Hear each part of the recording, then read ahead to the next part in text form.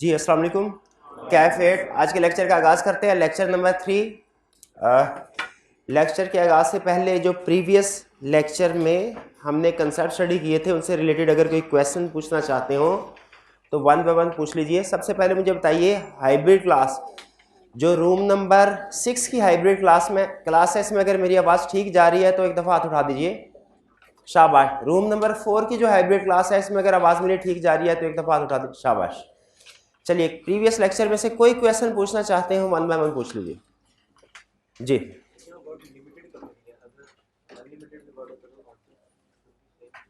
अच्छा, मैंने कहा कंपनी के नाम के साथ वर्ड लिमिटेड लिखा हुआ है कहीं पे। देखिए, हमारी कोई भी केस स्टडी होगी ना ऑडिट की, उसमें याद रखिएगा 2 कैरेक्टर्स जरूर होंगे। एक ऑडिट फर्म जो ऑडिट कर रही है, ऑडिटर, उसका कोई ना कोई नाम होगा, और दूसरा हमारा जिसे हम कहते हैं क्लाइंट से मुराद वो कंपनी जिसका ऑडिट कर रहे हैं, जिसका ऑडिट हो रहा है। यानी एक ऑडिट फर्म और एक क्लाइंट कंपनी। आप हमेशा देखेंगे नाम के साथ जो वर्ड लिमिटेड लिखा होगा ना, ये क्लाइंट कंपनी के नाम के साथ लिखा होगा वर्ड लिमिटेड, ऑडिट फर्म के नाम के साथ नहीं लिखा होगा।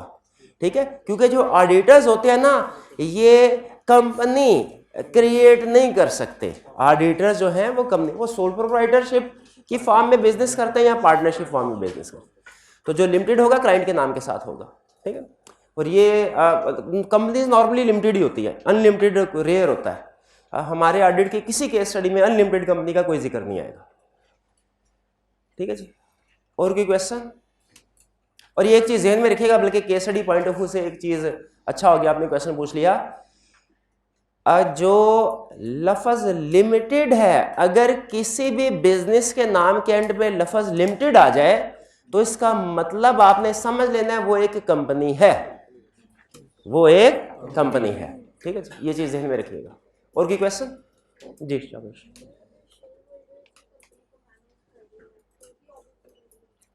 देखिए, अगर शेयर होल्डर्स ही कंपनी को मैनेज भी कर रहे हो, यानी जो ओनर है वो ही कंपनी को मैनेज भी कर रहा है, तो फिर एक बड़ी रीजन जो ऑडिट करवाने की होती है वो रेलिवेंट नहीं रहती, कन्फ्लिक्ट ऑफ इंटरेस्ट वाली, वो रेलिवेंट नहीं रहती। लेकिन याद रखें, स्टिल इसके बावजूद दूसरी रीजंस मौजूद हैं दुनिया में जिनकी वजह से ऑडिट करवाया जा सकता है। ठीक है, कोई एक रीजन बता दीजिए किस वजह से ऑडिट करवाया जा सकता है? क्योंकि हो सकता है रिक्वायर्ड बाय लॉ हो, और हो सकता है most of the misstatements are identified. बिल्कुल ठीक है, शाबाश शाबाश। और कोई क्वेश्चन?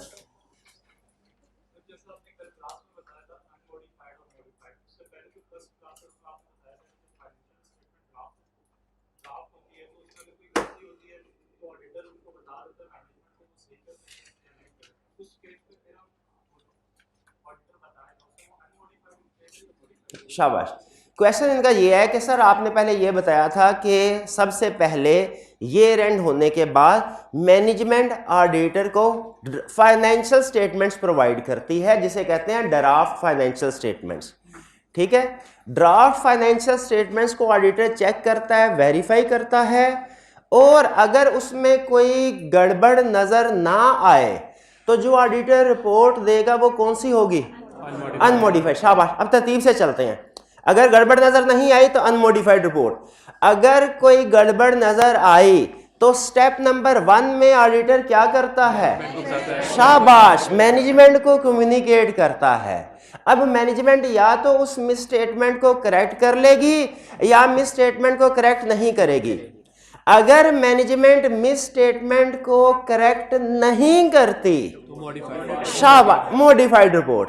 अब इनका क्वेश्चन, अगर मैनेजमेंट उस मिस स्टेटमेंट को करेक्ट कर ले, अब ऑडिटर जो रिपोर्ट देगा वो अनमोडिफाइड होगी कि मॉडिफाइड? शाबाश, अनमोडिफाइड होगी, क्योंकि अब जो फाइनेंशियल स्टेटमेंट्स हैं वो ठीक हो चुकी हैं।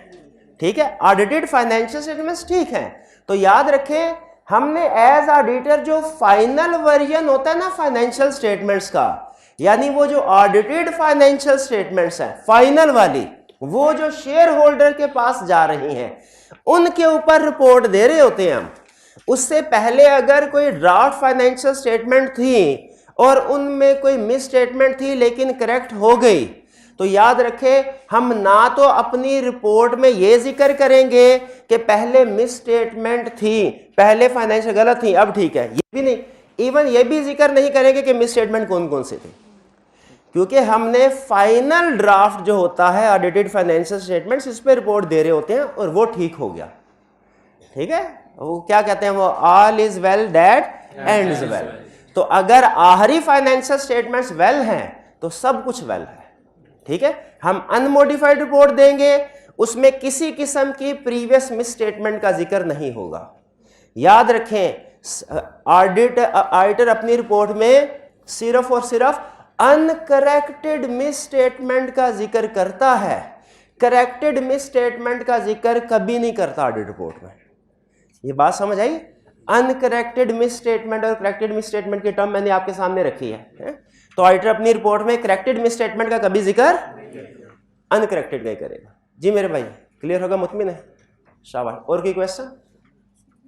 जी जी, एक मिनट। मटेरियल की कल बात हुई थी कि मटेरियल वो होता है जो प्रॉफिट का 5% हो, जो प्रॉफिट होता है वो तो ऑलरेडी ट्रू एंड फेयर नहीं है, तो हम कौन सा प्रॉफिट लेके चलते हैं? हाँ शाबाश, ये इन्होंने अच्छा क्वेश्चन पूछा। उन्होंने कहा सर आपने कल बताया था कि मटेरियल ऑडिटर सारी ऑल आइटम्स को चेक नहीं करता, ऑल मिस स्टेटमेंट्स के लिए जिम्मेदार नहीं, मटेरियल को देखता है। और मटेरियल कैसे कैलकुलेट करते हैं, वो है 5% ऑफ प्रॉफिट।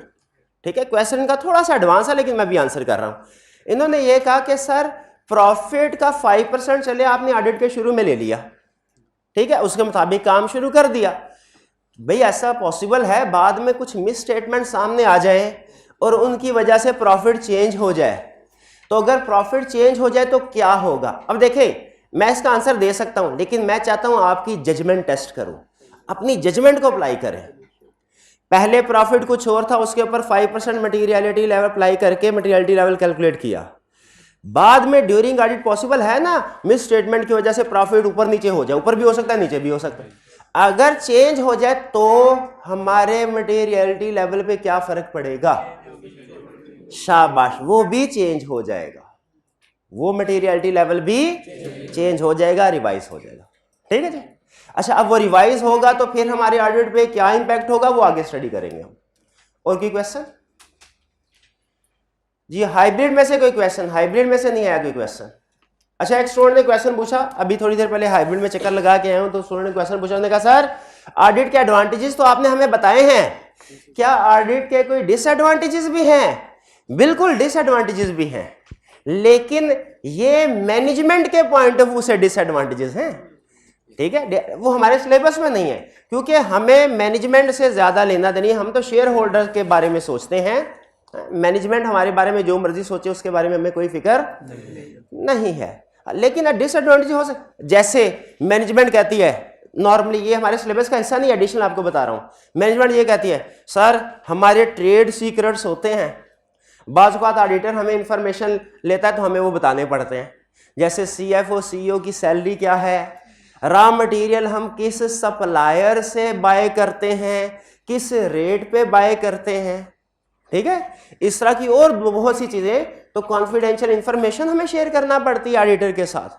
ये फिर दूसरा एतराज या डिसएडवांटेज कह लें, ये है मैनेजमेंट ये कहती है कि सर ऑडिटर हमसे ना बहुत ज्यादा क्वेश्चन पूछता है, हम अपना बिजनेस कर रहे होते हैं, अपना काम कर रहे होते हैं, ऑडिटर आके क्वेश्चनिंग शुरू कर देता है, कितने एम्प्लॉयज इस साल में आपने हायर किए, कितने एम्प्लॉयज निकाले, कितना बोनस मिला, ड्यूरिंग ईयर कोई प्रोडक्ट लॉन्च की है कि नहीं, इन्वेंट्री किस जगह पे पड़ी है, बैंक अकाउंट किस किस बैंक के साथ खुलवाए हुए हैं, सवाल ही पूछता रहता है ऑडिटर। तो हम बड़े डिस्टर्ब होते हैं। पहली प्रॉब्लम डिसएडवांटेज क्या बताया उसने, कॉन्फिडेंशियल इंफॉर्मेशन शेयर, दूसरा डिस्टर्ब होते हैं, तीसरा आखिरी बार इन्होंने किया ये ज्यादा सख्त था, शेयर होल्डर से कहने लगे सर आपको भी डिसएडवांटेज है क्या, आपको फीस देना पड़ती है, आपको फीस देना पड़ती है, तो ये भी डिसएडवांटेज है। ठीक, उसकी ऑडिटर की सैलरी ज्यादा होती है मैनेजमेंट वालों की? ऑडिटर की सैलरी ज्यादा होती है कि मैनेजमेंट वालों की? अच्छा एक चीज ध्यान में रखिएगा, हमारे पूरे ऑडिट में सिर्फ एक चैप्टर ऐसा है जिसमें हम पैसों का जिक्र करेंगे, वरना हमारा पूरे ऑडिट का कोई भी कंसेप्ट पैसों के साथ लिंक्ड नहीं है। ऑडिटर की फीस कितनी होती है, वो कितना कमाता है, मैनेजमेंट कितना, इररेलेवेंट। ठीक है, जो अल्लाह ताला ने रिस्क लिख दिया है वो आए ही आएगा। हाँ जी बिल्कुल, मौत भी अपने टाइम पे पहुंच जाएगी और रिस्क भी अपने टाइम पे पहुंच जाएगा, बेफिक्र है, लेकिन कोशिश करते हैं। जी और कोई क्वेश्चन? क्या ऑडिटर के खिलाफ कोई लीगल एक्शन लिया जा सकता है? बिल्कुल लिया जा सकता है। अगर ऑडिटर अपना काम सही तरीके से ना करे, जानबूझ के सही तरीके से अपना काम ना करे, उसके खिलाफ लीगल एक्शन लिया जा सकता है, बिल्कुल लिया जा सकता है। और कोई क्वेश्चन? अच्छा लेकिन एक चीज इसमें मैं आपको बता दूं कि लीगल एक्शन लेगा कौन? अगला सवाल ये है। तो आपको एक रूल बताता हूं, आपने शायद वो कैफ 4 बिजनेस लॉ में पढ़ा होगा। जब दो पार्टी के दरमियान में कॉन्ट्रैक्ट होता है ना, तो वो दोनों पार्टीज एक दूसरे के खिलाफ एक्शन ले सकती हैं। कोई थर्ड पार्टी जो उस कॉन्ट्रैक्ट का हिस्सा नहीं है वो एक्शन नहीं ले। तो अगर हम ऑडिटर हैं, हमने शेयर होल्डर्स को अपनी रिपोर्ट दी, ठीक है, और तो अगर उसमें कोई गड़बड़ होती है तो हमारे खिलाफ कौन केस फाइल कर सकता है? और कोई नहीं कर सकता। ये ज़हन में रखिएगा, ठीक है। इस कंसेप्ट को आगे चल के मैं फिर लिंक करूंगा, तो बिल्कुल एक्शन हो सकता है ऑडिटर के खिलाफ। और कोई क्वेश्चन जी?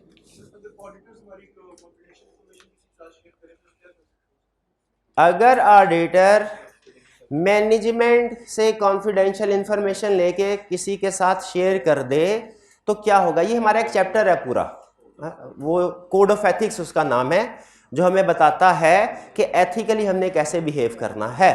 आई कैप इस सिचुएशन में उस पर्सन का नाम लिस्ट ऑफ चार्टर्ड अकाउंटेंट से खारिज कर देता है जो कॉन्फिडेंशियल इंफॉर्मेशन, क्योंकि उसको चार्टर्ड अकाउंटेंट रहने का कोई हक नहीं है ना, उसका नाम लिस्ट से खारिज कर देता है। और कोई क्वेश्चन? हाइब्रिड क्लास में से कोई क्वेश्चन है तो पूछिए। एक दो क्वेश्चन थे जो मैंने उनसे कहा था कि क्लास के दौरान में पूछेगा। हाइब्रिड क्लास रूम नंबर 6 में क्वेश्चन थे। शाबाश शाबाश, पूछिए, माइक दीजिए इनको।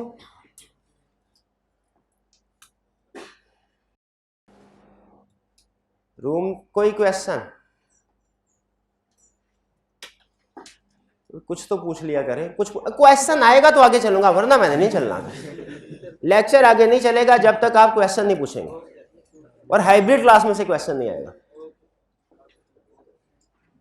यार ये क्या देखे, सोए तो नहीं हुए क्या भाईजान? देख के आए जरा। हाँ जी, तो सवाल पूछेंगे तो सच में आगे जाऊंगा, वरना लेक्चर नहीं आगे चलेगा। कर ले टाइम जाए।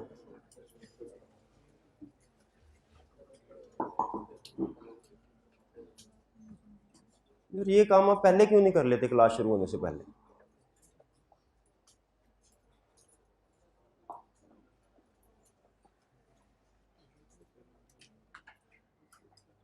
जी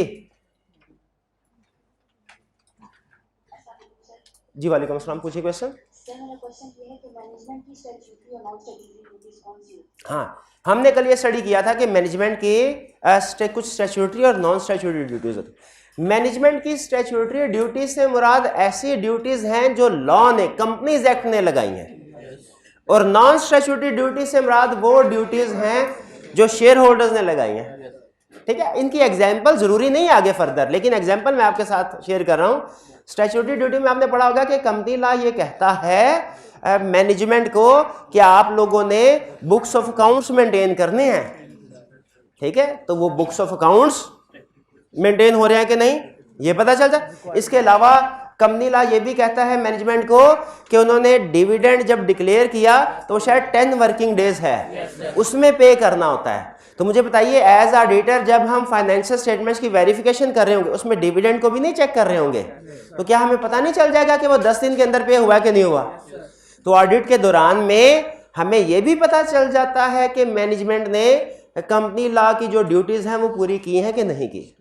ये भी फायदा है। तो हम मैनेजमेंट को बता देंगे, और सर डिविडेंड क्यों नहीं पे किया? कहेंगे सर अभी तो 30 दिन का टाइम है, अभी तो 8 दिन हुए हैं। तो कहेंगे 30 दिन का टाइम नहीं, वो पुरानी बात थी, अब तो 10 वर्किंग डेज हो गया है। तो मैनेजमेंट को पता चल जाएगा। इसी तरह कुछ ड्यूटीज हो सकता है शेयर होल्डर्स ने लगाई हो, ठीक है, शेयर होल्डर्स ने। आगे वो क्या होती है वो फर्दर हम स्टडी करेंगे। जी क्लियर हो गया स्टैट्यूटरी और नॉन स्टैट्यूटरी ड्यूटीज? तो एग्री करते हैं आप इस कंसेप्ट से कि ऑडिट के दौरान में, ऑडिटर की चेकिंग के दौरान में ये बात भी पता चल जाती है कि मैनेजमेंट अपनी ड्यूटीज को पूरा कर रही है कि नहीं, चाहे वो ड्यूटी स्टैट्यूटरी ड्यूटीज हो चाहे non statutory duties. Sir advantage of audit में लिखा हुआ है इट असिस्ट इन सेल और परचेज ऑफ बिजनेस, तो ये पॉइंट एडवांटेज में लिखा है it assist in sale and purchase of business, ठीक है। तो आप मुझे ये बताइए, आपने कोई घर खरीदना है, खुद से घर को देख के उसकी वैल्यू साइन कर देंगे कि किसी प्रॉपर्टी डीलर को कहेंगे आप बताइए जरा प्रॉपर्टी वैल्यूअर से? घर खरीदने से पहले किसी एक्सपर्ट को ले जाना जरूरी है कि नहीं? वो आपको बता देगा कि इसकी एस्टिमेटेड वैल्यू कितनी है, मार्केट वैल्यू। उसी तरह अगर कोई बिजनेस बेचना हो तो उसके एसेट्स और लायबिलिटीज की भी तो वैल्यू लगनी चाहिए कि एसेट्स और लायबिलिटीज की वैल्यूएशन के बगैर बिजनेस सेल हो जाना चाहिए। आप अगर एक घर खरीदेंगे, गाड़ी खरीदेंगे, मोटरसाइकिल खरीदेंगे, उसकी वैल्यू लगवाते हैं किसी ना किसी उस फील्ड के एक्सपर्ट से। तो जब बिजनेस सेल परचेज होगा उसके एसेट्स और लायबिलिटीज की वैल्यूएशन नहीं होगी क्या? होगी। और वो कौन करता है? वो ऑडिटर्स करते हैं। पूरे बिजनेस की बात हो रही है। जी बिल्कुल, पूरे बिजनेस की बात हो रही है, पूरे बिजनेस की बात हो रही है। सर अगर फाइनेंशियल स्टेटमेंट में आपने कहा था कि मिस स्टेटमेंट है और उन्होंने मैनेजमेंट ने एक्सेप्ट कर दिया, उसे वो करेक्ट कर दिया, तो सर जो इंटेंशनली मैनेजमेंट करती है एरर, तो क्या शेयर होल्डर को पता नहीं चलना चाहिए कि मैनेजमेंट हमारी बात है? ये हम स्टडी करेंगे आगे। देखिए फर्दर मिस स्टेटमेंट की बहुत सी टाइप्स होती हैं, ठीक है। उन्होंने कहा सर अगर जानबूझ के मिस स्टेटमेंट की जाए और अनजाने में की जाए, क्या दोनों मिस स्टेटमेंट एक जैसी हैं? इसका जवाब है एक जैसी नहीं है, लेकिन फर्क क्या है वो डिटेल में भी नहीं बता रहा, बाद में पढ़ेंगे, दोनों में फर्क है। चलिए अब चलते हैं हम अपनी होम असाइनमेंट की तरफ। आपको होम असाइनमेंट दी गई थी कल, उसकी डिस्कशन की तरफ चलते हैं। 2 क्वेश्चन थे, एक रिप्रोडक्शन का क्वेश्चन था और एक केस। याद रखें आपने एग्जाम क्वेश्चन को कैसे अटेम्प्ट करना है, कितना लिखना है, प्रेजेंट कैसे करना है, प्रेजेंटेशन क्या होनी चाहिए, फॉर्मेट क्या होना चाहिए, बुलेट्स फॉर्म में लिखना है, पैराग्राफ फॉर्म में लिखना है, ये सारी चीजें आपको मैं एक ही सीटिंग में नहीं बता सकता, ठीक है। बताऊंगा आपको हजम भी नहीं होंगी। तो हम क्या करेंगे, हम प्रैक्टिस करते हुए सीखेंगे। अच्छा मुझे याद आ गया एक चीज, लिख लें। ये रिसर्चर हमें ये चीजें बताते हैं जो मैं कभी कभार आपके साथ शेयर कर रहा होता हूं। वो कहते हैं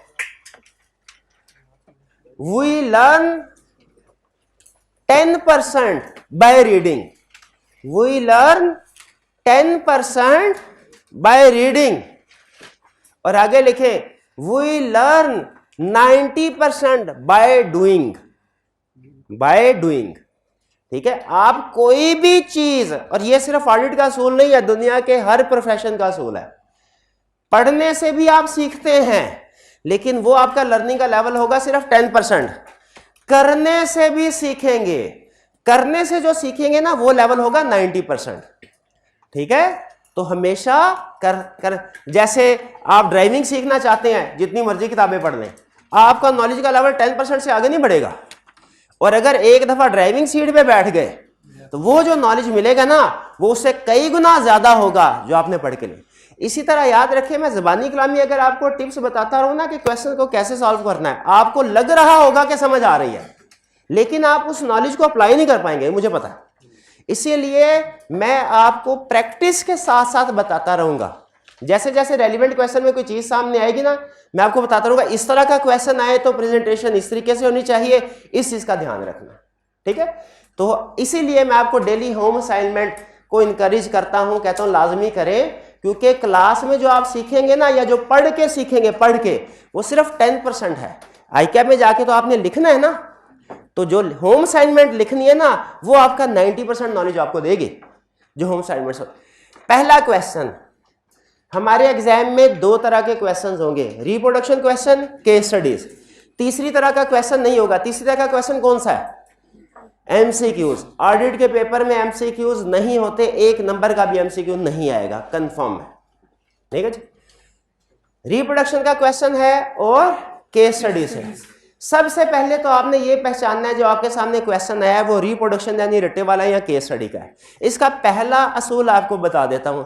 नॉर्मली जो रट्टे वाला क्वेश्चन होता है वो छोटा होता है, 1-2 लाइंस में निपट जाता है, और जो केस स्टडी वाला क्वेश्चन होता है थोड़ा लेंथी होता है, 1-2 पैराग्राफ।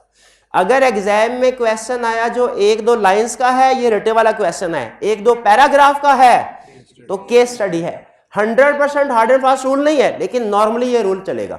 मुझे बताइए, इसको पढ़े बगैर फौरी तौर पे देखा आपने, जहन में क्या आया? कौन सा क्वेश्चन? रिप्रोडक्शन।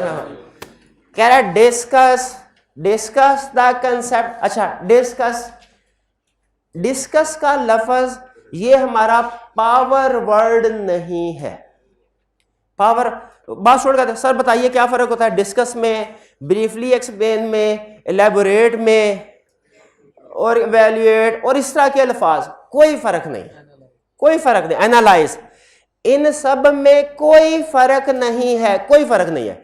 हाँ फर्क है तो कुछ 2-3 वर्ब होते हैं, आइडेंटिफाई, लिस्ट, ठीक है। ये जो अल्फाज आ जाए ना आइडेंटिफाई का या लिस्ट का, इसका मतलब है आपने बुलेट्स की पॉइंट्स की शक्ल में आंसर देना, वरना ये जो इस तरह के वर्ड्स होते हैं ना, डिस्कस, एक्सप्लेन, इनसे कोई फर्क नहीं पड़ता। कितना लिखना है ये डिस्कस के वर्ड से या इस तरह के वर्ब से पता नहीं चले। कह रहा है discuss the concept of stewardship. Stewardship को अंडरलाइन कर लें, ये पावर वर्ड है क्वेश्चन में। क्यों भला? ये कंसेप्ट है ऑडिट का जो हमने पढ़ा है, ये आम इंग्लिश का वर्ड नहीं है, ये ऑडिट का कंसेप्ट है, ठीक है। और एंड अकाउंटेबिलिटी, अकाउंटेबिलिटी को भी अंडरलाइन कर लें। ये नॉर्मल इंग्लिश मीनिंग्स में वर्ब यूज नहीं हुआ, बल्कि ये हमारे ऑडिट के एक कंसेप्ट को इंडिकेट कर रहा है। कर लिया। In the context of A limited company, ठीक है। याद रखें हमारे ऑडिट क्लाइंट कोई से भी हो सकते हैं, वो कंपनी भी हो सकती है, पार्टनरशिप भी, सोल प्रोप्राइटरशिप भी।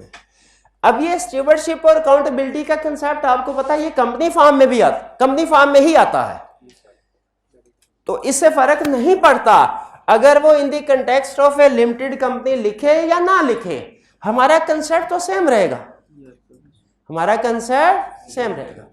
अच्छा, इसमें ये जहन में रखिए, स्टीवर्डशिप आपको फौरन समझ आ गई होगी कि स्टीवर्डशिप को डिफाइन करना है, अकाउंटेबिलिटी को डिफाइन करना, ठीक है जी। भी ऐसे ही है ना, कर लेंगे। कितने स्टूडेंट्स ने रटा लगा लिया? 2, शाबाश। और कितने स्टूडेंट्स ने रटा लगाने के बाद इसको लिख भी लिया, असाइनमेंट भी कर? शाबाश, बेहतरीन, 50% के करीब। चले आगे चलते हैं। स्टीवर्डशिप और अकाउंटेबिलिटी क्लियर हो गया। अब देखें मार्क्स कितने हैं? 4। एग्जाम में जब कभी क्वेश्चन आए ना, जब कभी क्वेश्चन आए, आपने उसके मार्क्स को सामने रखना है, क्योंकि मार्क्स बताते हैं आपने कितना लिखना है। हमारे एक सीनियर हुआ करते थे फर्म में, सीनियर मैनेजर होते थे, तो वो अक्सर फारग ही बैठा करते थे, काम कम ही करते थे। तो उनका, हम तो कुछ कह नहीं सकते थे उनको, हम जूनियर थे। उनका एक दोस्त था ना, वो उनको आके एक दिन बैठा, मैं भी करीबी बैठा काम कर रहा था, तो कहने लगा यार तुझे शर्म नहीं आती, सारा दिन तो फारग बैठा रहता है, कभी कभार ही काम करता है। तो उन मैनेजर ने एक जुमला बोला, ठीक है। वो जुमला क्या था? उन्होंने कहा भाई सीधी सी बात है, जितनी तनख्वाह उतना काम, जितनी तनख्वाह उतना काम। आप एग्री करते हैं? अच्छा चले ठीक है। फिलहाल अगर मैं मैनेजमेंट पढ़ा रहा होता तो मैं आपसे कहता मैं डिसएग्री, लेकिन बहरहाल चले छोड़े। लेकिन याद रखें एंटरप्रेन्योर जो होता है ना आपका, जो ओनर, अगर आप एम्प्लॉयमेंट कर रहे हो, वो पहले आपका काम देखता है फिर तनख्वाह देता है। तो अगर आप पहले तनख्वाह फिर काम का असूल उधर लगाएंगे ना, तो आपकी तनख्वाह भी वही रहेगी, काम भी वही रहेगा। बहरहाल असूल अच्छा था कि जितनी तनख्वाह उतना काम। अब आप पूछें कि सर हमने एग्जाम में क्वेश्चन में कितना लिखना है, कितना? भाई जितनी तनख्वाह उतना काम, जितने मार्क्स उतना मटेरियल लिखना है, जितने मार्क्स उतना मटेरियल। जब कभी किसी भी क्वेश्चन को आपने अटेम्प्ट करना है ना, खास तौर पे थ्योरेटिकल सब्जेक्ट जैसे ऑडिट है, सबसे पहले क्वेश्चन के मार्क्स को देखना है और अपने जहन में मार्किंग एलोकेशन करनी है, मार्किंग स्कीम अपने जहन में बनानी है। अब मैं एग्जाम में बैठा हूं, मेरे सामने क्या 4 मार्क्स का क्वेश्चन, 4 मार्क्स का क्वेश्चन, तो मैं अब एलोकेशन करूंगा, मैं अभी फौरी लिखना नहीं शुरू कर दूंगा। मैं कहूँगा 4 नंबर है, 2 कंसेप्ट पूछ रहा है, एक स्टीवर्डशिप का है, एक अकाउंटेबिलिटी का है।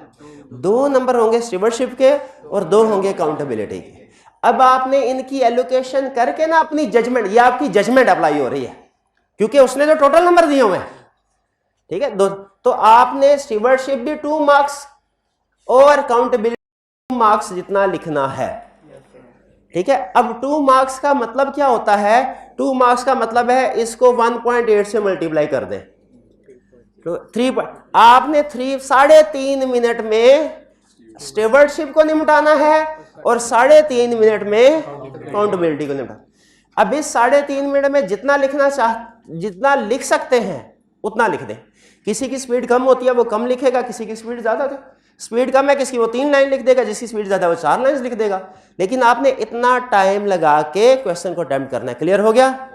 तो जब कभी एग्जाम में क्वेश्चन आएगा सबसे पहली चीज आपने क्या देखनी है उसकी मार्क्स के बाद क्वेश्चन को देखते हुए एलोकेशन करनी है।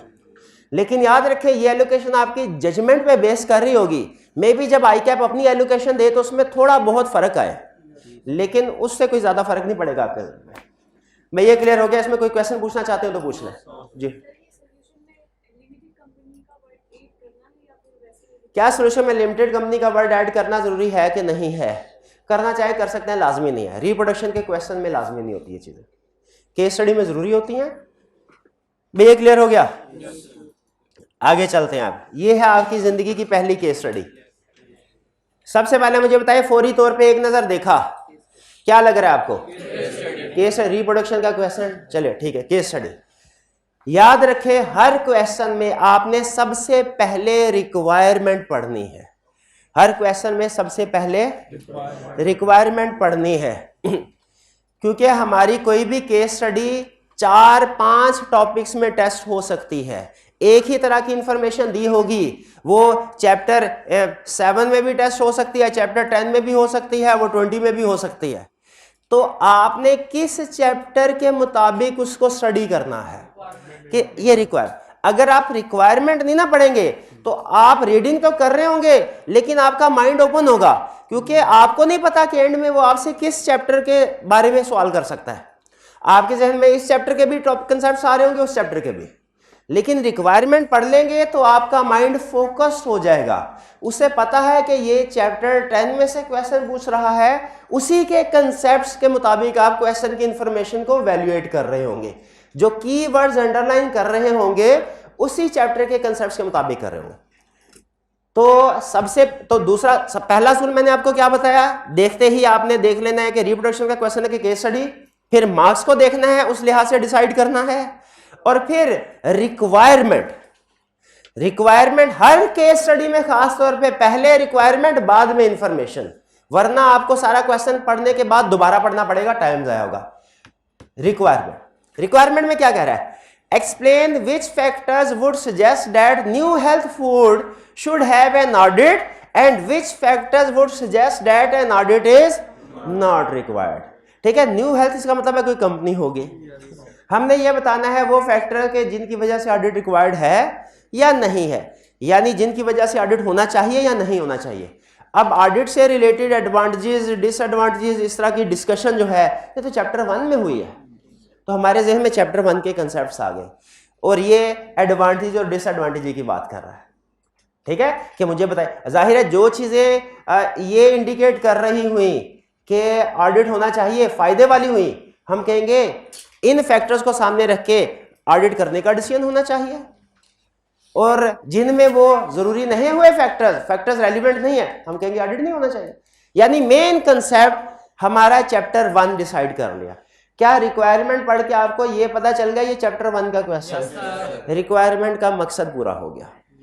अब सुनिए, लेकिन फैक्टर्स कौन से बताने हैं ये आप एक पूरा केस पढ़ेंगे फिर समझ आएगी।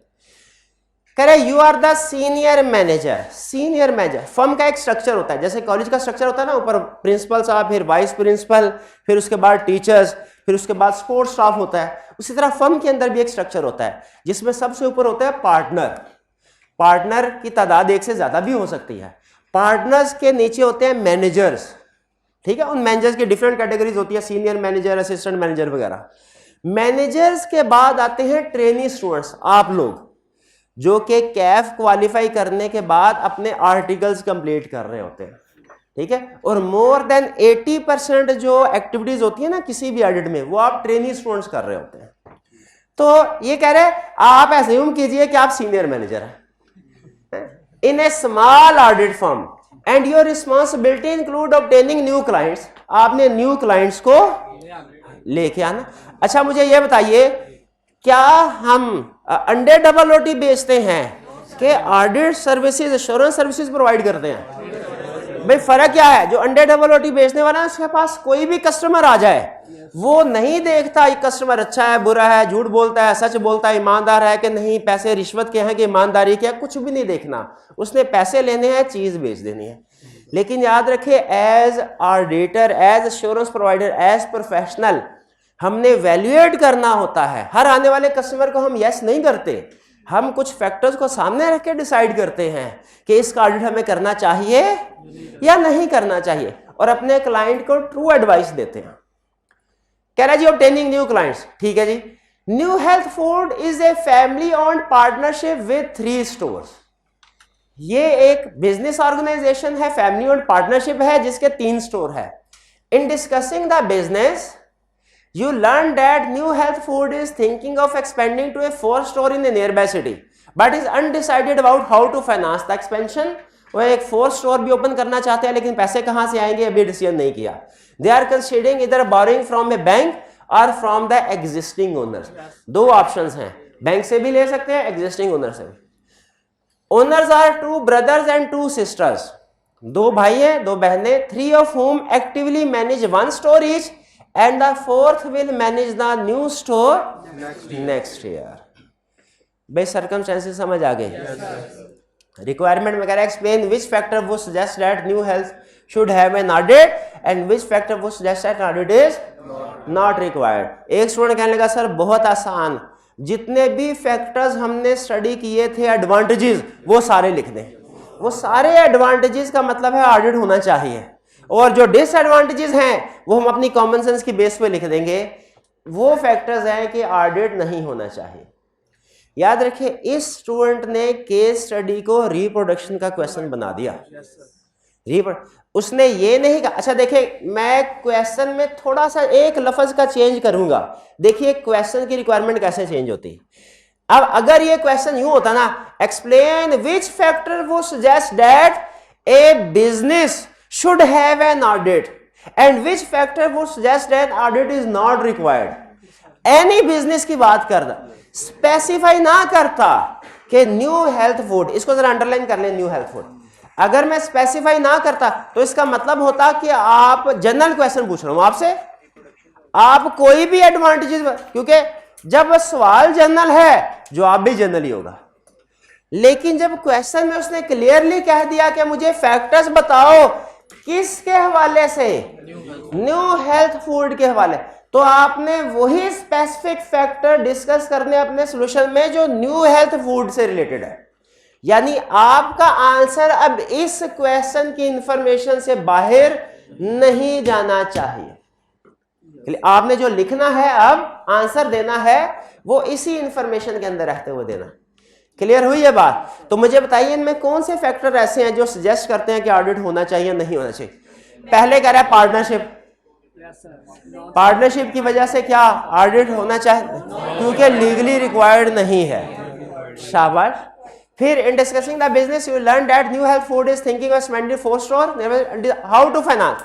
2 ऑप्शंस हैं, एक बैंक है एग्जिस्टिंग, अगर बैंक की तरफ जाते हैं ऑडिट रिक्वायर्ड है, और अगर एग्जिस्टिंग ओनर की तरफ जाते हैं ऑडिट रिक्वायर्ड नहीं है। ठीक है, क्या मजीद कोई फैक्टर है इसमें? क्या फैक्टर है? हाँ, एक पार्टनर ऐसा है जो बिजनेस में इन्वॉल्व नहीं है, जिसे आप क्या कहते थे, स्लीपिंग पार्टनर। क्या स्लीपिंग पार्टनर को चाहिए कि मुझे जो फाइनेंशियल स्टेटमेंट्स मिले वो ठीक हो, घर बैठा है, तो उसकी तसल्ली करने के लिए फिर क्या करना चाहिए, ऑडिट होना चाहिए नहीं होना चाहिए। तो ये 4 फैक्टर्स हैं जिनमें से 2 बता रहे हैं कि ऑडिट होना चाहिए और 2 बता रहे हैं कि ऑडिट नहीं होना।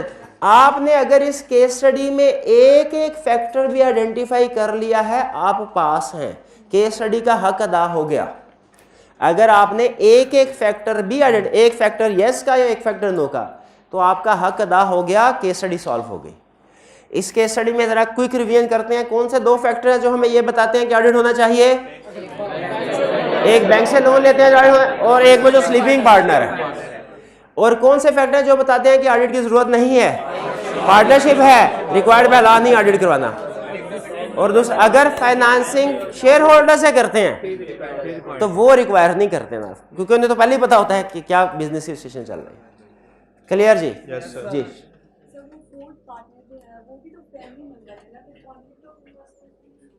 हाँ, कंफ्लिक्ट ऑफ इंटरेस्ट की भी बात कर सकते हैं। फिफ्थ पॉइंट ये भी ऐड कर सकते हैं कि इसमें चूंकि जो सारे ओनर्स हैं वही मैनेज कर रहे हैं, कंफ्लिक्ट ऑफ इंटरेस्ट नहीं। लेकिन ये थोड़ा एडवांस कंसेप्ट है, ठीक है। बहुत से स्टूडेंट शायद इस बात को खुद से पिक ना कर पाए, पढ़ेंगे तो समझ लग जाएगी कि क्या कहना चाह रहा है, लेकिन खुद से पिक ना कर पाए वो लाजमी नहीं है। कितने स्टूडेंट्स ने इस केस स्टडी को सॉल्व करने के बाद कम से कम एक फैक्टर रिक्वायर्ड का और एक फैक्टर नॉट रिक्वायर्ड का आइडेंटिफाई कर लिया था? हाइब्रिड क्लास में भी हाथ उठाएं जरा, मुझे परफॉर्मेंस का पता चले। शाबाश शाबाश। तो मोर देन 50% स्टूडेंट्स ने, इसका मतलब है ये केस स्टडी सेटिस्फैक्टरली अटेम्प्ट कर ले। चलिए जी, ये थी हमारे होम असाइनमेंट। जी पूछिए क्वेश्चन मेरे भाई।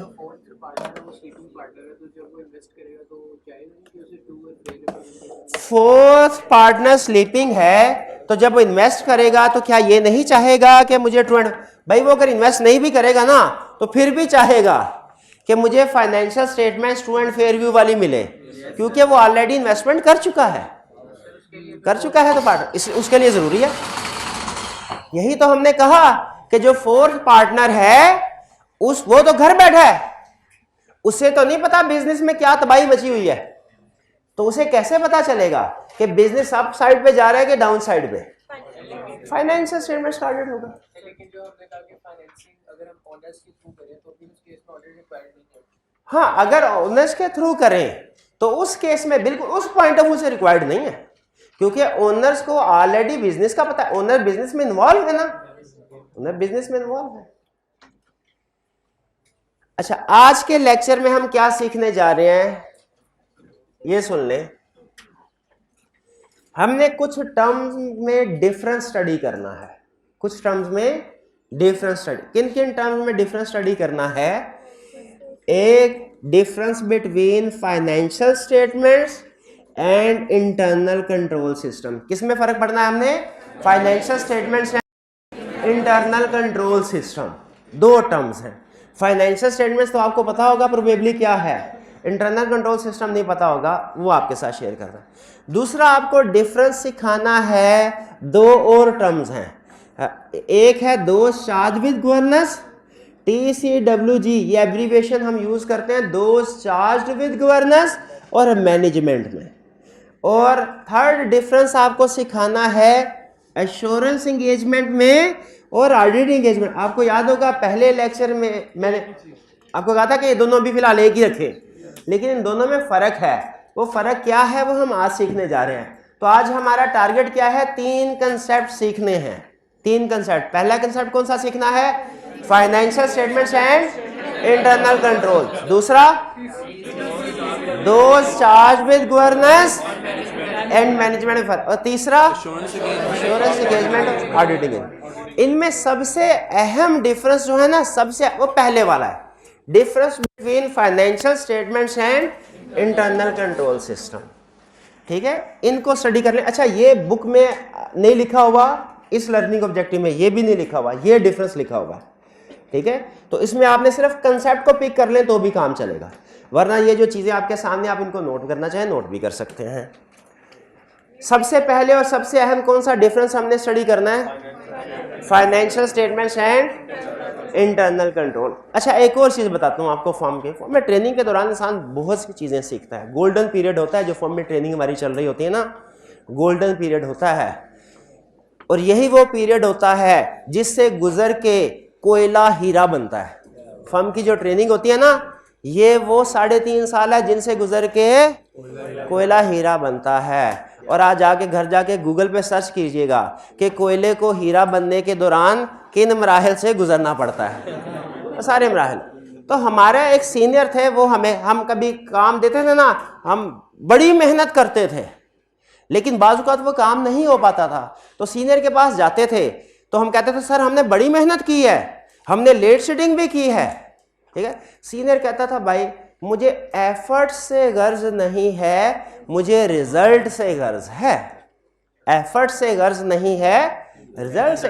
हालांकि एफर्ट्स और रिजल्ट का रिलेशनशिप है। आप अच्छी एफर्ट्स करते हैं अच्छा रिजल्ट आता है, अच्छी एफर्ट्स नहीं करते अच्छा रिजल्ट नहीं आता, ठीक है। तो ये जो फाइनेंशियल स्टेटमेंट्स है ना, ये है result. Income statement, balance sheet का बनना, कैश फ्लो स्टेटमेंट का, ये है रिजल्ट। ये जो इंटरनल कंट्रोल है ना, ये वो एफर्ट्स हैं जो मैनेजमेंट अप्लाई करती है, जो मैनेजमेंट अप्लाई करती है फाइनेंशियल स्टेटमेंट्स को बनाने में, ठीक है। फाइनेंशियल स्टेटमेंट्स को बनाने में फाइनेंशियल स्टेटमेंट क्या है, रिजल्ट। इंटरनल कंट्रोल क्या है, वो एफर्ट्स जो फाइनेंशियल स्टेटमेंट्स बनाने में मैनेजमेंट अप्लाई करती है। इसकी एग्जांपल ऐसे ही है जैसे आपका आई कैप का रिजल्ट, आई कैप का पेपर कह लें। आई कैप का पेपर वो जो 3 घंटे में आप पेपर करते हैं और जो 6 महीने की आपकी मेहनत है, जो आप पेपर है ना, आपका पेपर में जो कुछ भी आप लिखेंगे वो है आपकी फाइनेंशियल स्टेटमेंट्स एक तरह से। और जो 6 महीने आप तैयारी करते हैं वो आपका इंटरनल कंट्रोल है। अगर आपके इंटरनल कंट्रोल्स अच्छे होंगे, स्ट्रांग होंगे, अच्छी तैयारी की होगी तो रिजल्ट भी उम्मीद है अच्छा आएगा, ठीक है। लेकिन अगर आपके इंटरनल कंट्रोल स्ट्रांग नहीं है, वीक हैं, आपने सही एफर्ट्स नहीं की, तो फिर रिजल्ट भी चांसेस हैं कि अच्छा नहीं आएगा, ठीक है। अब ये फाइनेंशियल स्टेटमेंट ऐसे हो गया जैसे हमारा रिजल्ट है आई कैप का। तो इंटरनल कंट्रोल क्या होगा, अब देखें डेली स्टूडेंट का कॉलेज में आना, ये उसकी एफर्ट है, ये उसके इंटरनल कंट्रोल है। ये फाइनेंशियल स्टेटमेंट नहीं है, ये रिजल्ट नहीं है। अगर कोई स्टूडेंट डेली आता है तो इसका मतलब ये नहीं कन्फर्म मैं पास हो गया। रिजल्ट और चीज है, फाइनेंशियल स्टेटमेंट और चीज है, इंटरनल कंट्रोल और चीज है। ये एफर्ट्स है, डेली आ रहा है, क्लास में क्वेश्चनिंग करता है, डेली होम असाइनमेंट करता है, वीकली टेस्ट अटेम्प्ट करता है और 2 घंटे हर रोज ऑडिट को देता है स्टूडेंट। ये अगर एक स्टूडेंट इन सारी चीजों, क्लास में मोबाइल भी इस्तेमाल नहीं करता, ठीक है, अगर इन सारी चीजों के ऊपर अमल कर रहा है, आप क्या कहेंगे, ऐसे स्टूडेंट का इंटरनल कंट्रोल सिस्टम क्या है, स्ट्रांग है। और अगर वो इन चीजों के ऊपर अमल नहीं कर रहा, आप कहेंगे इंटरनल कंट्रोल सिस्टम वीक है। भाई ये इंटरनल कंट्रोल सिस्टम का कंसेप्ट बिल्ड हुआ हल्का सा, थोड़ा बहुत चले, अच्छा ठीक है। लेकिन एक चीज मैं आपको बता दूं, इंटरनल कंट्रोल्स एफर्ट्स लाजमी नहीं आपको रिजल्ट भी दे। देखिए कामयाबी नाकामी तो अल्लाह ताला के हाथ में है, इंसान के हाथ में नहीं। इंसान के हाथ में तो मेहनत करना। तो जो एफर्ट्स और good efforts good result normally, bad efforts bad result normally. लेकिन हमेशा ऐसा हो जरूरी नहीं है। बाज़ औक़ात कुछ ऐसे स्टूडेंट भी होते हैं जो मेहनत करते हैं, एग्जाम आखिरी दिनों में कोई प्रॉब्लम हो गई फैमिली में या किसी और तबीयत खराब हो किसी वजह से, वो रिजल्ट अच्छा नहीं आता। एफर्ट्स गुड हैं लेकिन मे बी रिजल्ट बैड। और बाज़ औक़ात ऐसा भी होता है एफर्ट्स बैड हो, सिलेक्टिव स्टडी की हो और अल्लाह की करनी ऐसी हो कि उन्हीं चैप्टर में से क्वेश्चन आ जाए। एफर्ट्स बैड है, रिजल्ट ऐसा भी हो, लेकिन नॉर्मली नहीं होता। ये रेयर एक्सेप्शन। नॉर्मली क्या होता है, good effort good result, bad effort bad. उसी तरह याद रखें, क्लास में आप लोग बैठे हैं ना, आपको काउंटिंग की क्लास में फाइनेंशियल स्टेटमेंट्स बनाना सिखाया जाता है। आपको काउंटिंग की क्लास में फाइनेंशियल स्टेटमेंट्स बनाना सिखाया जाता है, लेकिन प्रैक्टिस में ऐसे फाइनेंशियल स्टेटमेंट्स नहीं बनती। अकाउंटिंग की क्लास में बैठे क्या टीचर क्या टीचर कहता है भाई ये ट्रांजैक्शन है, सेल की ट्रांजैक्शन, एंट्री पास करो जर्नल में, लेजर में पोस्ट करो, पेरोल की एंट्री, एक्सपेंस की एंट्री, डेप्रिसिएशन की एंट्री, सारी ट्रांजैक्शंस आपको दी, आपने चुटकियों में उनको रिकॉर्ड करके इनकम स्टेटमेंट बैलेंस शीट। ऐसा ही है, प्रैक्टिस में ऐसे नहीं होता। प्रैक्टिस में हर ट्रांजैक्शन जब अकर होती है ना, मैनेजमेंट की कुछ एफर्ट्स लगती हैं फाइनेंशियल स्टेटमेंट्स प्रिपेयर करने में। अब आप कोई सी एग्जांपल दे दें इनकम स्टेटमेंट बैलेंस शीट की, मैं आपको बताता हूं कि एफर्ट्स क्या क्या लगती होंगी उसमें। सेल्स की, जब कभी कोई एक सेल होती है ना, सबसे पहले तो मैनेजमेंट ने ये देखना होता है, कोई कस्टमर आया ना, हमारे पास स्टॉक पड़ा है कि नहीं पड़ा। स्टॉक पड़ा हो तो आगे बात चलती है, वरना वहीं पे खत्म। फिर स्टॉक पड़ा हुआ है तो देखना होता है कैश का कस्टमर है कि क्रेडिट का।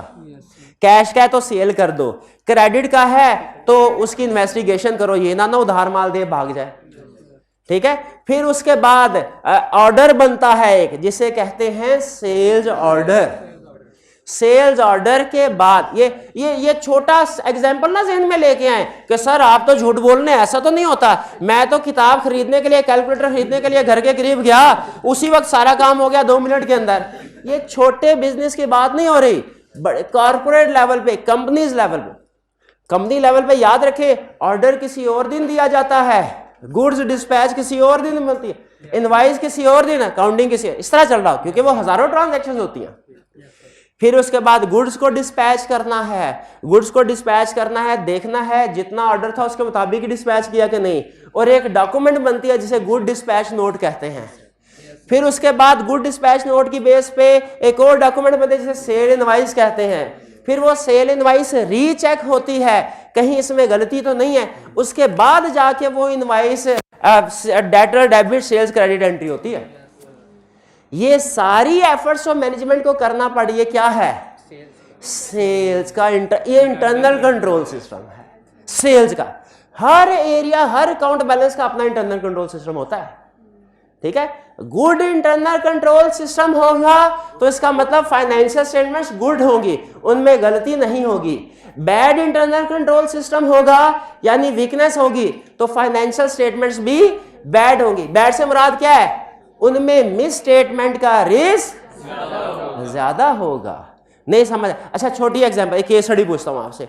आप एक कंपनी का ऑडिट करने के लिए गए, वहां आपने देखा कि क्रेडिट सेल करने से पहले क्रेडिट चेकिंग नहीं होती है, क्रेडिट अप्रूवल नहीं होती। बताइए इंटरनल कंट्रोल सिस्टम इस कंपनी का स्ट्रॉन्ग है, वीक? शाबाश।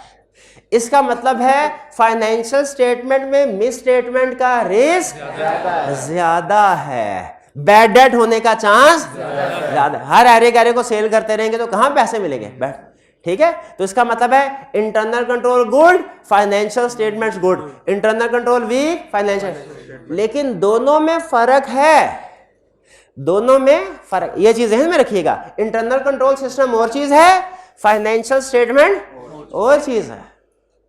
ठीक है, और कोई एग्जांपल? अभी बात समझ नहीं आई, और एग्जांपल, और कोई एरिया बताइए। शाबाश, और कोई एरिया बताएं। परचेजेस, चले परचेजेस। अब देखिए परचेजेस भी आपको तो टीचर ये सिखाते हैं ना कि भाई एंट्री करो परचेज की, क्या ट्रांजैक्शन हुई, आपने कहा मसला ही कोई नहीं, परचेजेस डेबिट, क्रेडिट। सर ये परचेज इनकम स्टेटमेंट और क्रेडिट बैलेंस शीट, खत्म कहानी। प्रैक्टिस में ऐसा एक एंट्री के पीछे बहुत सी एक्टिविटीज होती हैं, एफर्ट्स होती हैं।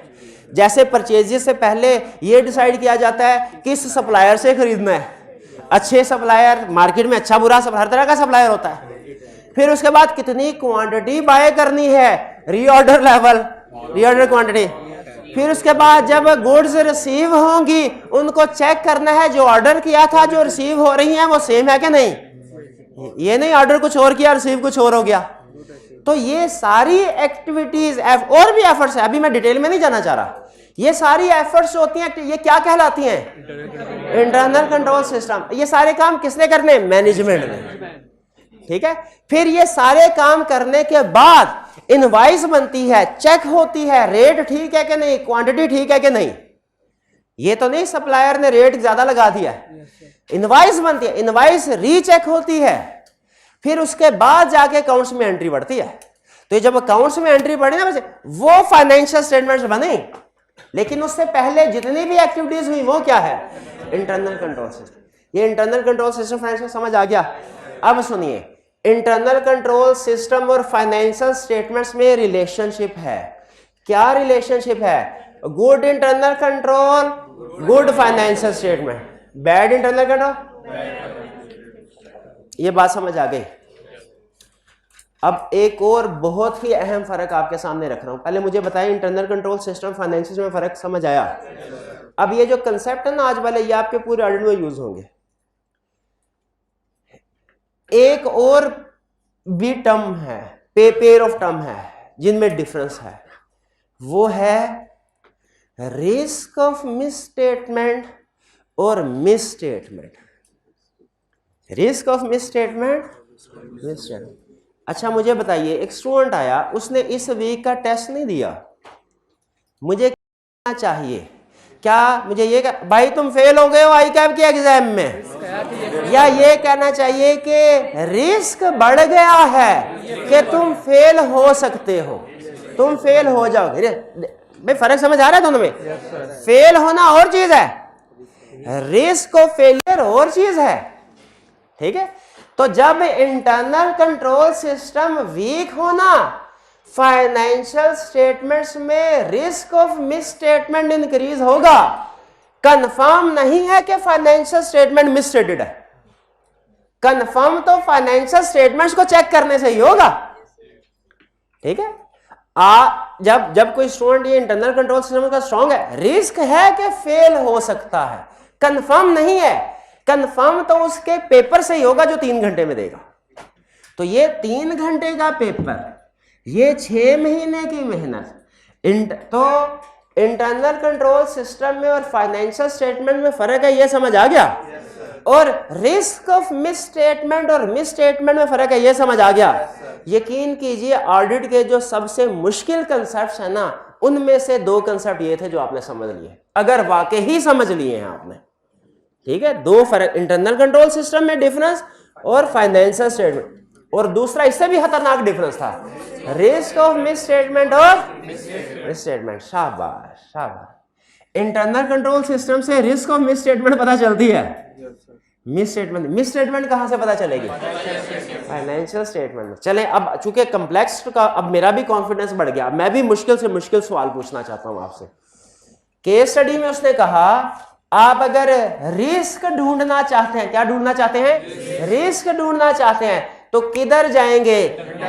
शाबाश, इंटरनल कंट्रोल सिस्टम। और अगर मिस स्टेटमेंट ढूंढना चाहते हैं, फाइनेंस, और ट्रिकी क्वेश्चन, अगर आप रिस्क ऑफ मिस स्टेटमेंट ढूंढना चाहते हैं, हाँ इंटरनल कंट्रोल। शाबाश। स्टूडेंट कहने लगा एक सर इसमें भी तो मिस स्टेटमेंट आता है, तो पूरा नाम उसका रिस्क ऑफ मिस स्टेटमेंट ही है, लेकिन है असल में रिस्क को ही रिस्क ऑफ मिस स्टेटमेंट कहते हैं। फर्क समझ आया कि नहीं आया? नहीं, कोई बात नहीं, कोई बुक नहीं भी समझ आया, कुछ ये टर्म्स यूज होती रहेगी रोज। अब मैं कुछ की कंसेप्ट्स की तरफ आपको लेके आना चाह रहा हूं। अटेंटिव,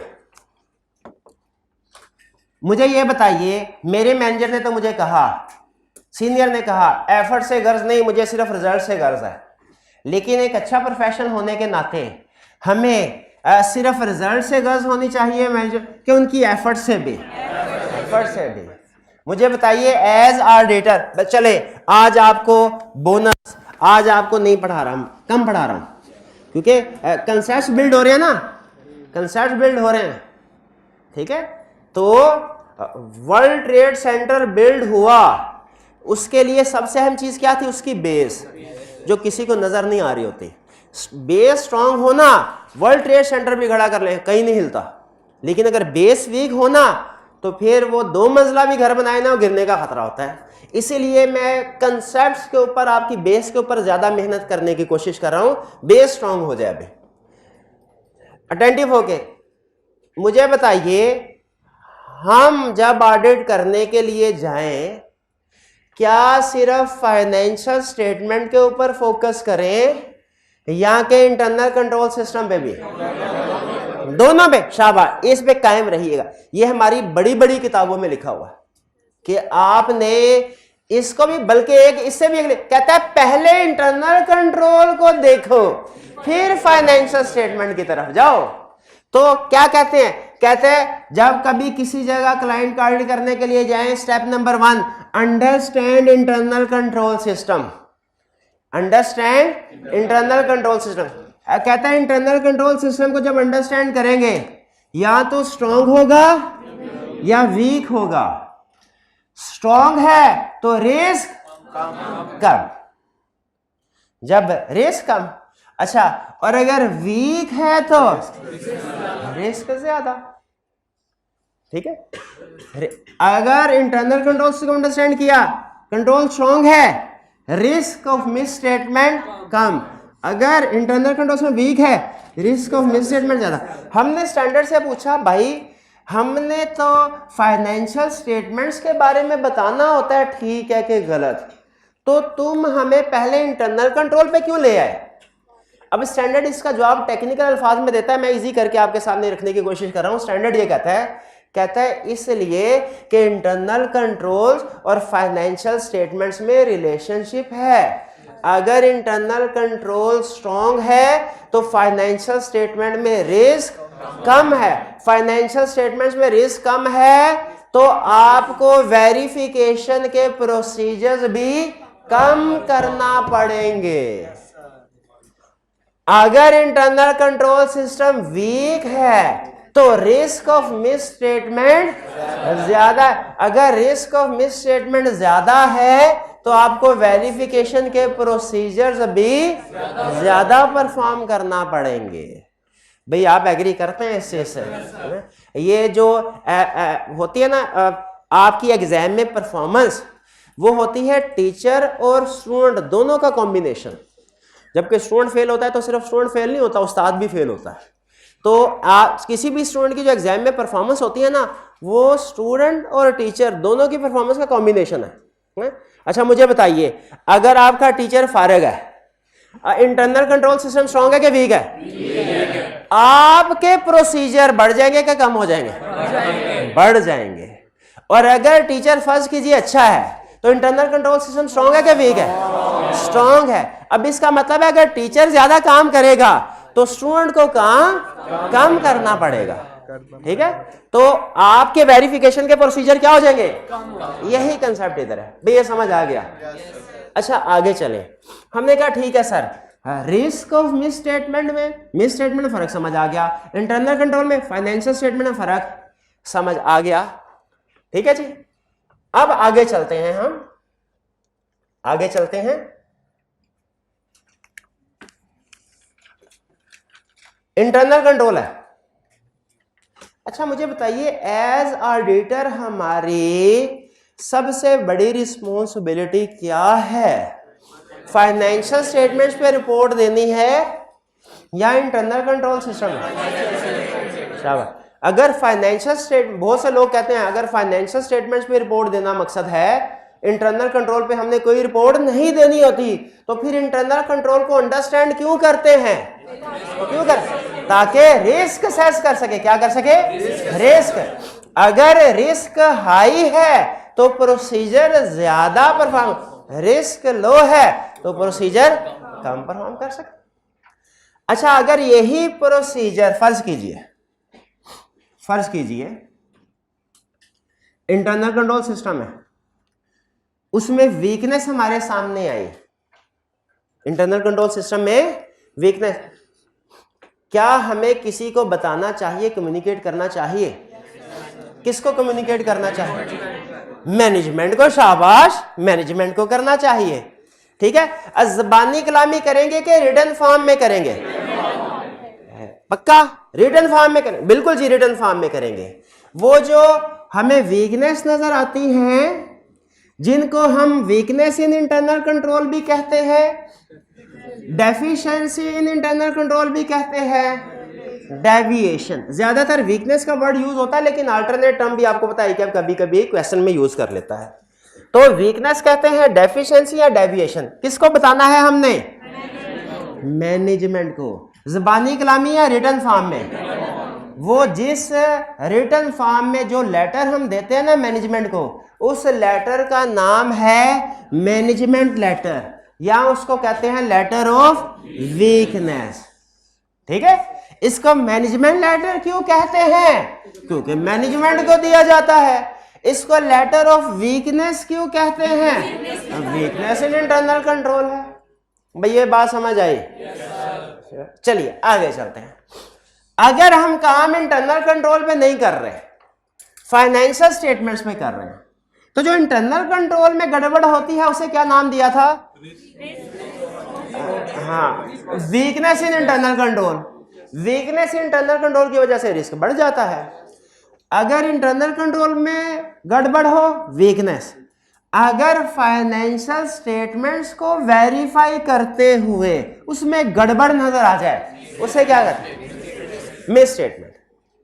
अच्छा, पहले मैनेजमेंट को बताइए, अगर उसे करेक्ट कर ली वो तो ठीक है, लेकिन अगर फाइनेंशियल स्टेटमेंट में मिस स्टेटमेंट है और मैनेजमेंट ने करेक्ट नहीं की, अनकरेक्टेड मिस स्टेटमेंट है, अनकरेक्टेड मिस स्टेटमेंट है, तो मुझे बताइए वो किसको बताना चाहिए? अनकरेक्टेड है, मैनेजमेंट ने कह दिया हमने नहीं करनी, ठीक, जाओ कर लो जो करना है, क्या करेंगे? शेयर। तो बताइए शेयर होल्डर्स को बताएंगे ज़बानी कलामी के रिटर्न फॉर्म? जिस लेटर, जिस रिटर्न डॉक्यूमेंट के जरिए से हम शेयर होल्डर्स को बताते हैं उसे हम क्या कहते हैं? Audit report. ठीक है, ऑडिट रिपोर्ट में बता देंगे हम इसको, और जब ऑडिट रिपोर्ट में हम बताएंगे तो वो ऑडिट रिपोर्ट कौन सी बन जाएगी? मॉडिफाइड वाली। जब miss statement, uncorrected miss statement हो, मॉडिफाइड। भैया स्ट्रक्चर समझ आ गया? सबसे अहम चीज इसमें ये मैनेजमेंट लेटर और ऑडिट रिपोर्ट में फर्क था। क्लियर जी? अच्छा, अगर आपको कंसेप्ट समझ आ गया, एक छोटा सा रियल केस आपके साथ शेयर करता हूं तसल्ली करने के लिए कि आपको इंटरनल कंट्रोल में और फाइनेंशियल स्टेटमेंट्स में फर्क समझ आ गया है। ठीक,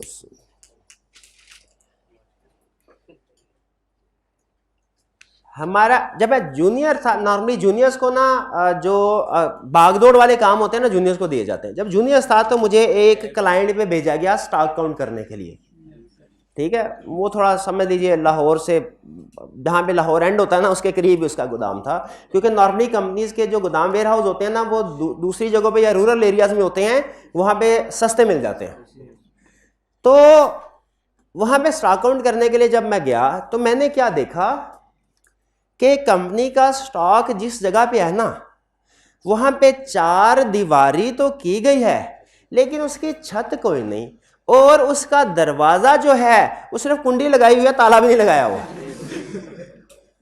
अंदर स्टॉक इन्वेंट्री पड़ी हुई थी।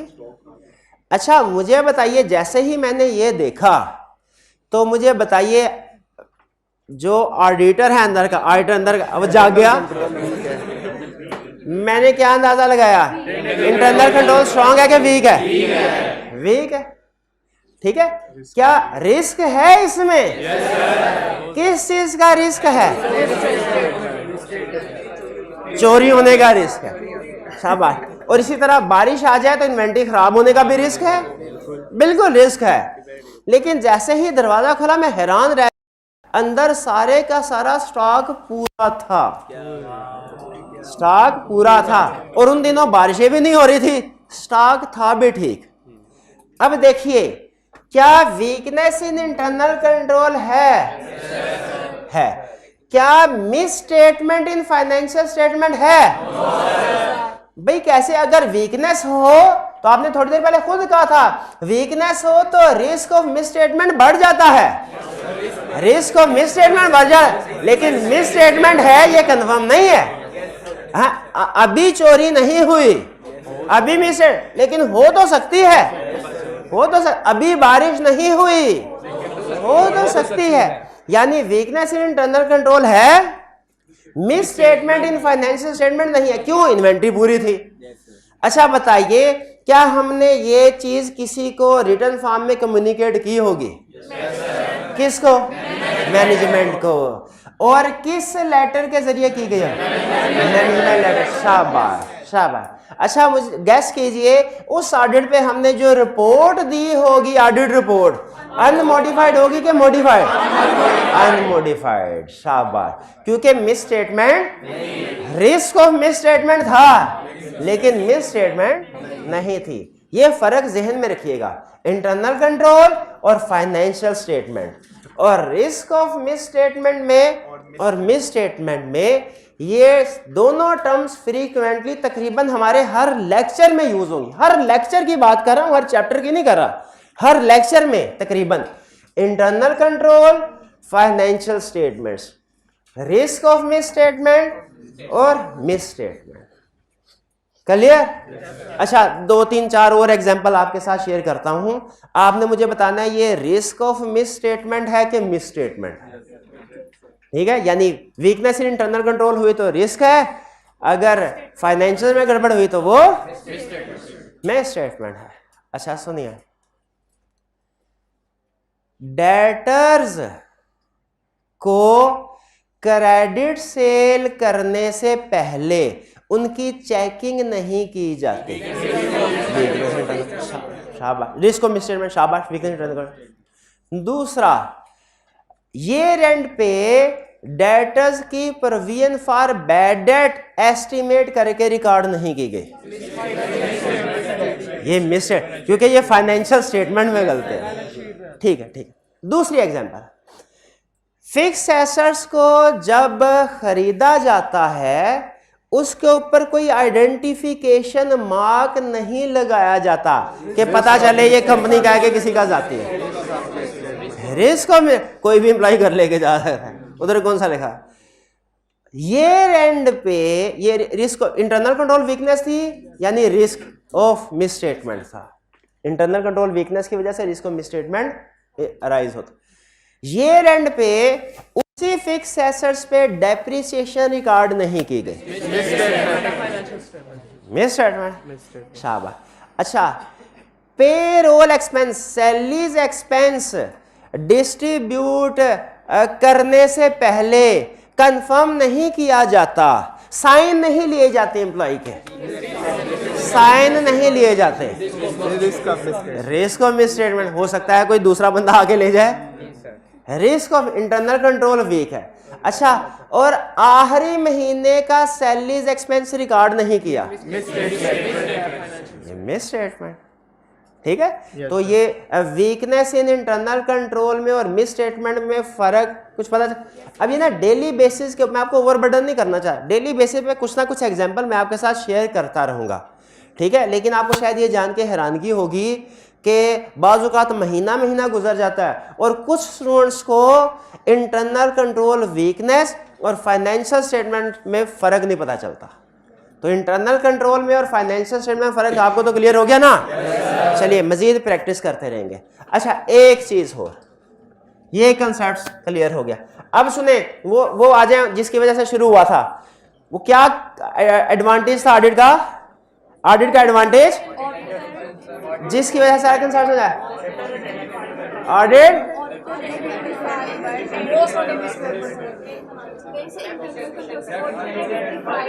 Internal control weaknesses are identified. अब देखें, एडवांटेज है ना, शेयर होल्डर को तो ये फायदा हुआ, शेयर होल्डर्स को तो, कि most of the misstatements are identified, most of the misstatements are identified shareholder. अब मैनेजमेंट को क्या फायदा हुआ? Internal control weaknesses are identified. उधर मैंने सीएफओ को जब हमने बताया, सीएफओ ने कहा ओहो मुझे तो पता ही नहीं था, मैं तो हेड ऑफिस में बैठता हूं, मैं थोड़ी दूर दराज के इलाकों में जाके ये वेयर हाउस चेक करता रहूंगा। आपने बहुत अच्छा किया, आपकी टीम ने विजिट किया उधर, तो पता चल गया, मैं अभी इसके इंतजाम करता हूं। तो मैनेजमेंट को जब हम उनको वीकनेस कम्युनिकेट करते हैं, मैनेजमेंट को उनको इंप्रूव करने का मौका मिल जाता है, तो मैनेजमेंट को भी फायदा। तो वो एडवांटेज जो कल हमने पेंडिंग किया था आज कवर हो गया। अच्छा, एक छोटे से और टर्म है, difference between financial statements and internal control, ये तो क्लियर हो गया। अच्छा, difference between those charged with governance and management. Governance, governance, good governance, governance समझते हैं? Good governance. अच्छा, पंजाब में गुड गवर्नेंस किसकी जिम्मेदारी है? चीफ मिनिस्टर की, चीफ मिनिस्टर की। अच्छा, वैसे प्रैक्टिकली आपको एक बात बताता हूं, जो फैसले करने होते हैं ना, काम करना है, वो किसी प्रोविंस में चीफ मिनिस्टर का काम होता है। उसकी निगरानी करना के काम चीफ मिनिस्टर सही कर रहा है कि नहीं, गवर्नर की जिम्मेदारी होती है। तो प्रोविंशियल लेवल पे जो दोज चार्ज विद गवर्नेंस है वो गवर्नर है, और जो मामलात को मैनेज करता है वो चीफ मिनिस्टर है। उसी तरह एक कंपनी के अंदर भी तो इंतजामात को चलाने की जरूरत है और किसी को उसकी निगरानी करने की जरूरत है। तो कंपनी के अंदर जो इंतजामात चलाते हैं लोग, वो होते हैं सीईओ, वो होते हैं सीएफओ, वो होते हैं कंपनी सेक्रेटरी। कंपनी लॉ में पढ़ा होगा आपने ये टर्म्स, कंपनी लॉ में नहीं भी पढ़ा तो कहीं ना कहीं बिजनेस की बुक में पढ़ा होगा। Chief executive officer CEO, CFO, CEO, ये लोग हैं मैनेजमेंट। और एक होता है जो कभी कभार आते हैं और पूरे महीने का काम देखते हैं सही हुआ कि नहीं, बोर्ड ऑफ डायरेक्टर। शाबाश। तो लॉ में या बिजनेस की दूसरी बुक्स में जिन लोगों को सीईओ सीएफओ कहा जाता है, ऑडिट में उनको मैनेजमेंट कहा जाता है। ऑडिट में उनको क्या कहा जाता है, मैनेजमेंट। और दूसरी बुक्स में, लॉ की बुक या दूसरी बुक्स में जिनको डायरेक्टर्स कहा जाता है, जिनको बीओडी बोर्ड ऑफ डायरेक्टर कहा जाता है, ऑडिट की बुक्स में उसे दोज चार्ज्ड विद गवर्नेंस कहा जाता है। तो मुझे बताइए जरा कि अगर कंसेप्ट समझ आ गया तो दोज चार्ज विद गवर्नेंस ऊपर या मैनेजमेंट ऊपर, दोज चार्ज विद गवर्नेंस। ठीक है। तो हिरार्की हमारी कुछ यूं बनी किसी भी एक कंपनी की कि सबसे ऊपर शेयर होल्डर्स, शेयर होल्डर से नीचे दोज चार्ज विद गवर्नेंस, और दोज चार्ज विद गवर्नेंस से नीचे मैनेजमेंट। शाबाश। ये छोटी सी हिरार्की है, ये अपने ज़हन में रखिएगा। ठीक है। अच्छा, कुछ आज एक तो क्वेश्चन ज्यादा हो गए और कुछ ये कंसेप्ट जो था वो हमने डिटेल में डिस्कस किया, इसलिए जो लर्निंग ऑब्जेक्टिव प्लान था 2 वो हम नहीं कर सके। कोई प्रॉब्लम की बात नहीं है। स्टार्ट का शुरू का जो हफ्ता 10 दिन होता है ना, तो हमारा फोकस स्पीड के ऊपर नहीं होता, अंडरस्टैंडिंग के ऊपर होता है। वो बल्कि आपको याद है मैंने आपको बताया था, 2 मिनट में बात खत्म कर रहा हूँ। हमारी जो लर्निंग होती है ना किसी भी स्किल की, किसी भी जॉब की, सब्जेक्ट की, वो होती है ए शेप्ड। ये ओरिएंटेशन में मैंने शायद किसी जगह लिखा था, ए शेप्ड। ए शेप्ड से क्या मुराद है, ए शेप्ड से क्या मुराद है भला? यहां पे खड़े हैं 0 पे, हमने 100 पे पहुंचना है, ये मिड है। यहां से यहां पहुंचने के लिए हमारे पास 4 महीने हैं, तो यहां से यहां पहुंचने के लिए कितना टाइम लगेगा? 2। गलत, 2.5 महीने लगेंगे। हाँ जी, ये जो चढ़ाई हुआ है ये मुश्किल, बड़ा मुश्किल होता है ये बेस। इसके बाद जब आप यहाँ पे पहुंच जाएंगे, भाई K2 सर करना है, हाँ वो 1.5 महीने का काम है। ये ज़हन में रखिएगा। कोई भी चीज सीख रहे हो ना आप, तो शुरू में एफर्ट करनी पड़ती है, टाइम भी ज्यादा लगता है। ठीक है, यहाँ पे टाइम है, यहाँ पे अंडरस्टैंडिंग अहम है। बेस एक दफा डेवलप हो गई ना, तो आपको इस फेज में इसका बेनिफिट मिलेगा। तो आप लोग ना नॉर्मली स्टूडेंट्स की आदत होती है वो सफ़े गिन रहे होते हैं, सर जी टोटल सफ़े 300 है, महीना हो गया है, और अभी आपने सिर्फ 50 सफ़े करवाए हैं। इस हिसाब से तो हमारा सिलेबस 4 नहीं 6 महीनों में ख़त्म होगा। मैथमेटिकल कैलकुलेशन कर रहे होते हैं। ठीक है, लेकिन नहीं, याद रखें शुरू में अंडरस्टैंडिंग ज़्यादा अहम है। तो आज आपकी होम असाइनमेंट मैंने लिखी थी, होम असाइनमेंट कोई नहीं करनी आपने, सिर्फ आपने जो कंसेप्ट्स मैंने आपको पढ़ाए हैं आपने इनको रिवाइज करना है। ठीक है जी, आज का लेक्चर यहाँ ख़त्म करते हैं हम। अल्लाह हाफिज़।